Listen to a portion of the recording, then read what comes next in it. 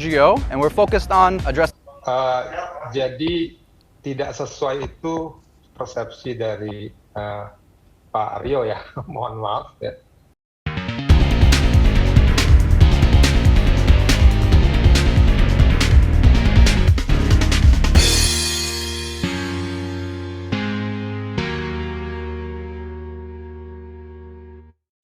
Hello to all Formula E fans, supporters and partners in Indonesia. My name is Alberto Longo. I'm the co-founder and chief championship officer of the ABB FIA Formula E World Championship. It gives me great pleasure to confirm that Formula E will be racing on the streets of Jakarta, the vibrant capital city of Indonesia, with a population of 11 million people next year on the 4th of June. 2 years after we first announced the Jakarta Prix, there has never been a more compelling time to focus the eyes of the world on Indonesia and shine a light on the effort being made across the country to recover from the devastating environmental impact of climate change and the unprecedented effects of the global pandemic. In fact, the 2 years delay since announcing the Jakarta Prix has actually increased the interest and conversation around Formula E in national media and social media. With the innovative changes to our qualifying format that were just announced yesterday, it promises to be an incredibly exciting event for drivers, teams, and Formula E fans. We're confident that even casual sport fans across Indonesia and around the world will love the excitement of head-to-head racing in the new qualifying format and will quickly fall in love with our sport when they discover it. Hosting an Prix in Indonesia next year is good news for both Formula E and Indonesia. Formula E has a huge, passionate fan base amongst the 280 million population. A large proportion of that fan base is the younger, progressive millennial generation, and we know that for Indonesia, hosting Formula E is an important tool for promoting the EV industry and the clean energy. Under the leadership of President Joko Widodo, Indonesia has stated it is serious in its goal of moving from conventional to more environmentally friendly energy. In addition, I know the President has the ambition to put Indonesia at the center stage of global electric car and battery production and capitalize on the growth market. Indonesia is already well known as the world's biggest producer of high-quality nickel, which is a key component in the batteries of electric vehicles, for example. Jakarta is taking action to improve its air quality, with around 70% of carbon pollution in the city produced by car.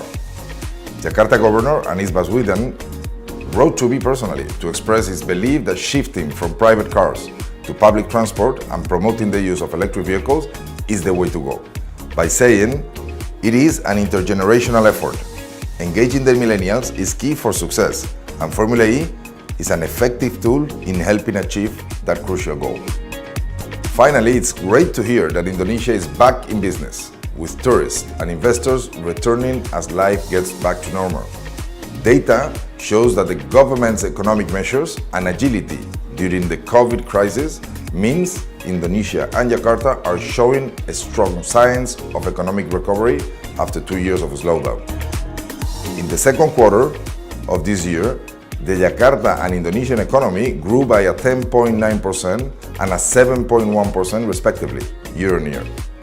Anies also wrote to me, "We need the support from the international community to ensure that the economic recovery continues."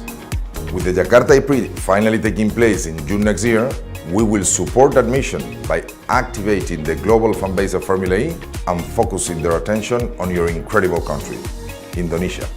Thank you so much for listening to this message. I cannot wait to see you on the 4th of June.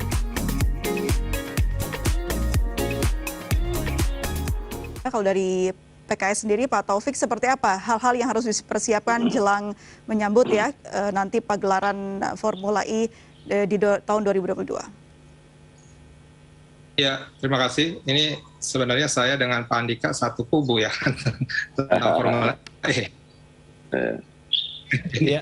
Jadi artinya mungkin bahasanya akan sama. Pertama sosialisasi ya kepada masyarakat, karena memang seperti tadi kita dengar dari apa kata masyarakat tentang bahwa jangan di GBK karena kemudian olahraga dan lain-lain.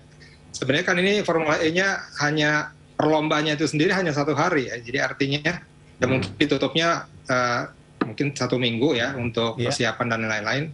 Tapi ini adalah sesuatu yang sementara. Artinya memang sosialisasi pelaksanaan penyelenggaraan Formula E di Jakarta itu harus segera dilakukan oleh Pemda DKI dalam hal ini PT Jakpro ya, karena ini penyelenggaranya adalah Jakpro, kepada masyarakat sehingga tidak timbul seperti tadi ya. Jadi ketidaktahuan atau ketidakmengertian masyarakat Jakarta tentang Formula E. Nah, selain tentu saja persiapan yang lainnya, ya, yaitu persiapan-persiapan yang memang karena dimaksudkan Formula E ini selain untuk tadi membuat Jakarta langit biru, kemudian energi yang terbarukan dan lain-lain, ini juga sebenarnya sangat baik untuk membangkitkan kembali ekonomi kita. Ya, jadi hal tersebut harus terus disosialisasikan kepada masyarakat. Baik, nah, Pak Taufik, ini bicara tentang ekonomi. Tadi Anda sudah menyinggung dan Komisi B kan ini berbicara tentang perekonomian.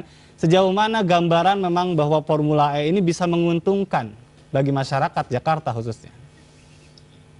Jadi ada tiga manfaat yang bisa didapatkan dari Formula E ini. Jadi yang pertama manfaat finansial, yang kedua manfaat secara ekonomi makro, yang ketiga manfaat secara reputasional.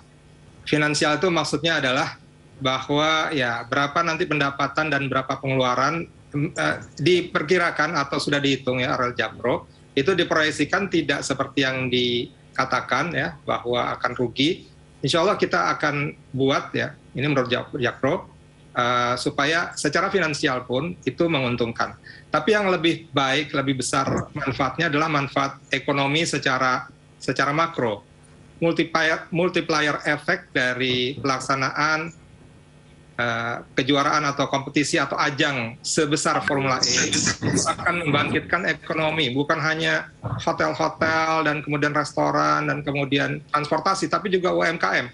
Karena ini adalah gelaran yang dilakukan di ibu kota Jakarta gitu ya, dan kemudian kita tahu betapa rindunya masyarakat ya, akan hadirnya tamu-tamu gitu ya, misalnya ke Jakarta. Dan juga kemudian selain itu juga wisata ya. Jadi gambaran seperti itu. Yang terakhir adalah reputasi dari Jakarta atau Indonesia sebagai tempat yang aman untuk menyelenggarakan kegiatan berskala besar itu akan meningkat.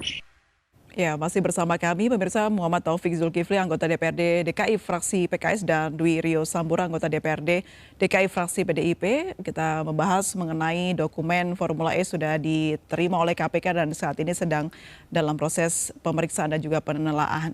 Saya kembali ke Pak Taufik. Pak Taufik, kalau tadi kita sudah membicarakan dari Pak Rio bagaimana planning yang diselenggarakan oleh persiapan Formula E ini tidak sesuai perjalanannya. Sebenarnya seperti apa sih Pak sifat dari planning ini, apakah bisa fleksibel atau bagaimana Pak? Jadi tidak sesuai itu persepsi dari Pak Rio ya, mohon maaf ya. Jadi sebenarnya kalau saya lihat bahwa perdebatan atau pertanyaan atau pengawasan atau kontrol terhadap sebuah program kegiatan di pembangunan di DKI Jakarta itu memang berlangsung di rapat-rapat kerja komisi-komisi atau kemudian nanti di Banggar, ya, Badan Anggaran, atau juga kalau mau dibikin pansusnya silahkan. Dan berjalan saya kira cukup baik ya, karena kebetulan saya Komisi B, artinya cukup interaktif, sehingga kita semua misalnya tadi bahwa dari anggaran 5 tahun kemudian dinegosiasi. Negosiasi kenapa negosiasi? Karena kemudian ada COVID, ya. COVID yang melanda kita tahun 2020 awal, dan itu mempengaruhi juga bukan hanya kita, tapi juga Formula E-nya, organisasi Formula E-nya. Ya, jadi kemudian mengapa itu bisa dinegosiasi? Karena memang Formula E-nya pun butuh dananya gitu ya, sehingga bisa ditawar istilahnya.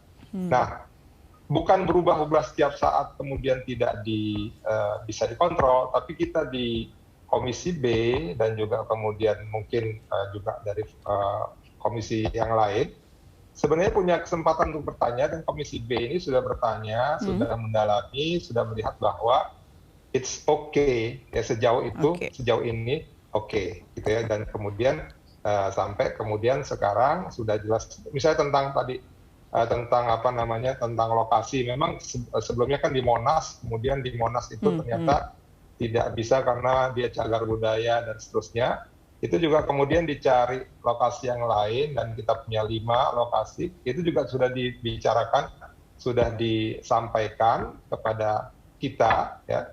Di Komisi B, paling tidak. Jadi sudah disampaikan dan dilaporkan begitu ya, Pak Taufik? Iya. Atau mungkin Pak Aryo bisa bertanya pada anggota-anggota PDIP atau PSI yang ada di Komisi B dan seterusnya.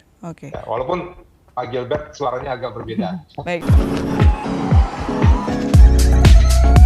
The Climate Group is an international NGO, and we're focused on addressing climate change and driving climate action as fast as possible. So EV100 is focused on bringing on the world's biggest businesses to commit to going 100% electric for their fleet by 2030. We have now, I think, 110 companies with collectively over 5 million vehicles committed.